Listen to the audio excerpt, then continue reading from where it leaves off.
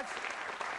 Yes, a very excited audience. You know, there's a lot of excitement in town this week because the big RV show down at the Kingdome. Bunch of exhibitors. They're selling RVs and RV accessories, although the guy selling the spoilers, not doing real well. Little wings at the end there, you know.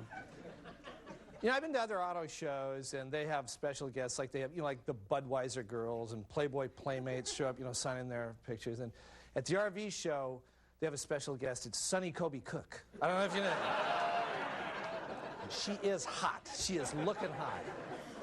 This is going to be actually one of the last RV shows. You realize this before we're going to tear the Kingdome down, you know, and it's one of the last. And I was thinking, God forbid, if the Kingdome happened to fall down during the RV show, it would be a terrible tragedy. But on the other hand, it would clear up a lot of problems, you know.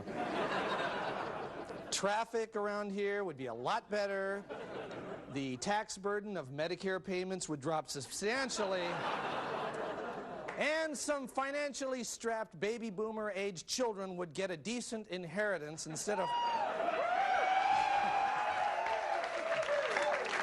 pouring all that money into those giant gas tanks of those road hogs while they drive 35 miles an hour down to Yuma.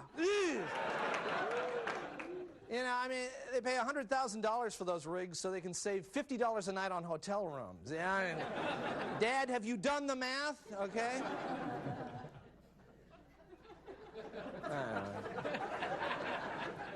lot of people here agree. Anyway, the other thing you see at those shows is a bunch of couples walking around in matching windbreakers, right? It's just like hundreds of them, you know. And it's tempting to make a joke about that, but the fact is that those are couples that have managed to stay together for like 30 years, often within the confines of a mobile home. You know.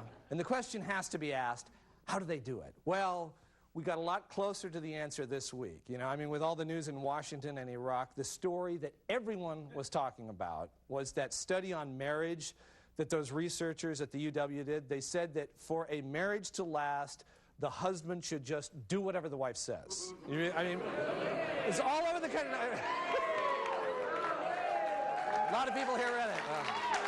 The audience seems to be split about 50-50 on this one. People were calling it the Yes Dear study. You know, it was on like the Today Show and everything. And the researchers say that, you know, I mean, they're not making a value judgment about it. They're saying that that's just the way it is, you know.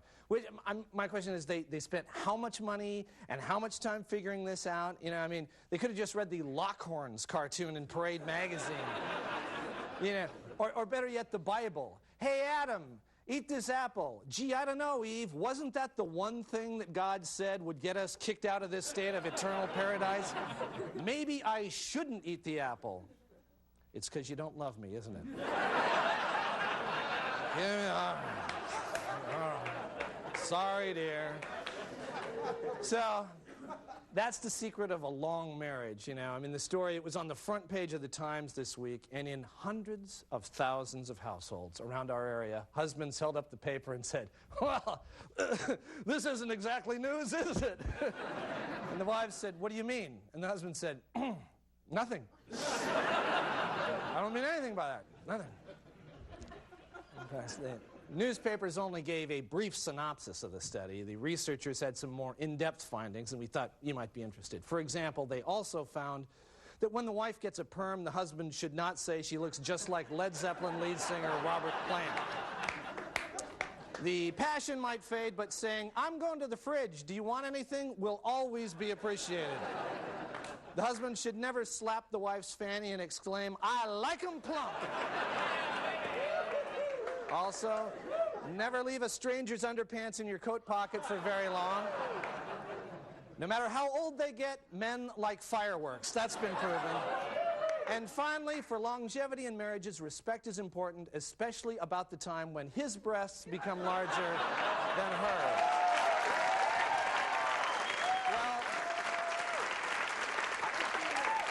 I think there was, you know, some interesting findings. We've got a great show for you tonight, but before we go on, I'd like to welcome a new sponsor to Almost Live.